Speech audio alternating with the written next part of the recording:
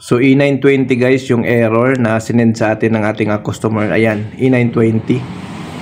Ayan, so yun, no? So biyahe na nga tayo ngayon guys, no? Pupuntahan natin yung concern ng ating customer, no? So from Santa Rosa, Laguna.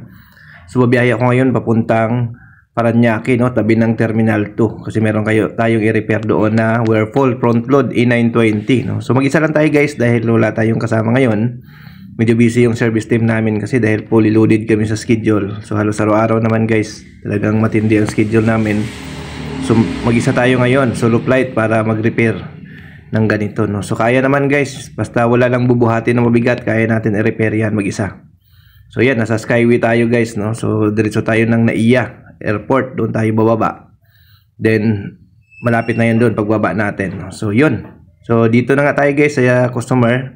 So testing ko na kaagad guys, no. Ayan, titingnan ko na, nilagay ko sa spin. So nasa 9 na. Ang problema niya guys, hindi umiikot yung motor. Ayan, no, wala siya, hindi siya gumagalaw, hindi umiikot, no. So kung antayin natin yan, siguro mga 5 minutes, lalabas na yung error na E920. So walang movement yung motor niya guys, no. Kaya nagkaroon siya ng error, no. So ang gagawin ko dito guys, diretso na tayo doon sa parts na may sira. I-check na natin yung pinaka driver board nito, no. So ito yung driver board guys, no. So nung na-check natin guys, okay yung resistance ng motor, equal yung reading lahat.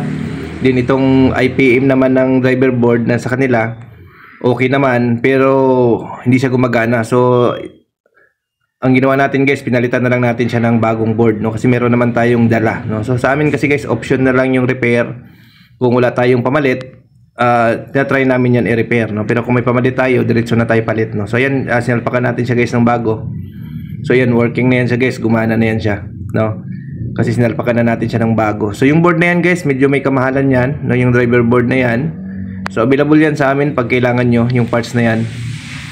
So ito yung luma. Yan yung luma. Although wala tayong makitang sunog visual, so pero hindi siya gumagana, no. Ang ginawa natin, sinalpakan na lang natin siya ng bagong board. Kasi usually guys, ang E920, dalawa lang ang maging problema niyan, motor or yung board, yung driver board sa E920. Yun lagi ang na-experience namin guys, no. So ayan, no, working na yan, nasa 7 na. May ikot na siya, no. So yun ang naging problema niya guys, yung board niya, no. Yung E920 na yan. So yun yung board na yan. Yun naman lagi ang nagka-problema pag E920, no. So doon naman sa top load, halos ganyan din. So ito yung IPM niya guys, na-check ko to. Wala naman siyang shortage, no. Wala siyang shortage yung mga terminals na yan. Walang reading yan, tatlo. So wala siyang shortage. So ang isa sa doubt ko dyan, mayroong resistor dyan na nag-open, no. So feeling ko kaya naman siyang repairin kung may pamalit naman, no, na parts, no. Dali lang naman yan siya repairin kung pagtiyagaan talaga, no. So pero dahil dito mayroon naman tayong dala, so pinalitan na natin, no, kasi halos same lang din naman ang babayaran ng customer, hindi magkalayo, no. At least bago na yung unit, no. So yan, so working na yan siya guys, no.